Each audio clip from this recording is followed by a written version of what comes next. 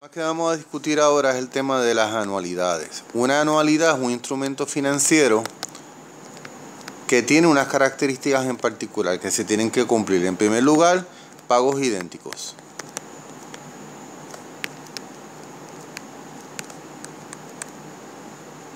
En segundo lugar, periodos de tiempos idénticos.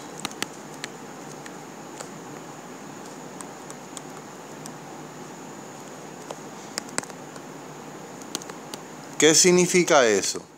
Eso significa que si la anualidad, estoy midiendo la medida de tiempo son años, siempre van a ser años. Si son meses, son meses. Si son trimestres, son trimestres. Si son semestres, son semestres. Generalmente la gente piensa en anualidad y obviamente a la mente le viene la palabra año, pero no tiene que ser la medida de tiempo necesariamente definida en años.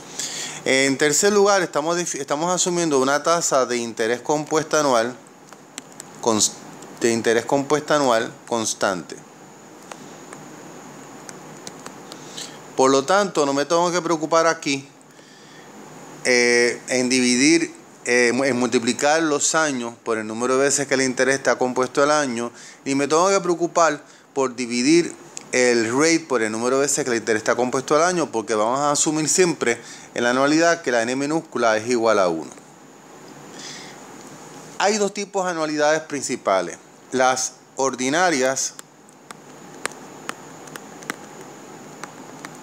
y las anticipadas. Las primeras se llaman ordinarias porque son las más comunes. Aquí el pago se hace al final de cada año o al final de cada periodo. Pero para efectos de nuestra clase nosotros vamos a ver la anualidad en términos de años, aunque cuando vayamos a trabajar la amortización del préstamo de la propiedad que usted va a comprar, vamos a trabajar como medida de tiempo meses, porque usted paga típicamente su hipoteca mensualmente. La anticipada se realiza el pago al principio de cada periodo. En el caso de las anualidades hay que tener claro el concepto de pago. Y me explico. Anualidades, cuando nosotros hablamos de pago, en el caso de las anualidades, este pago puede ser una cantidad que usted recibe o una cantidad que usted deposita. Cuando los problemas de anualidades hablan de que usted recibe anualmente X cantidad de dólares, esos problemas de anualidades decimos que están en el contexto de present value. Contexto de present value. Pero siempre que usted vea en los problemas de anualidades la palabra se deposita o se habla de depósito, está en el contexto de future value. Eso es bien importante tenerlo claro, muy claro. Por ejemplo, si el problema está en contexto de future value, no uso present value. Por lo tanto, cuando ustedes vayan a su ventana de Excel que tiene aquí future value, en present value, negativo, no lo va a usar. Si el problema está en el contexto de present value, entonces el future value no lo uso, no lo vamos a usar. Por lo tanto, cuando ustedes vayan a su ventana de present value, en future value usted no va a poner absolutamente nada. Ese es el principal problema que inicialmente tenemos cuando estudiamos las anualidades. Porque en el pasado, cuando trabajamos con lump sum, si yo buscaba un future value, pues el present value era la cantidad que yo depositaba.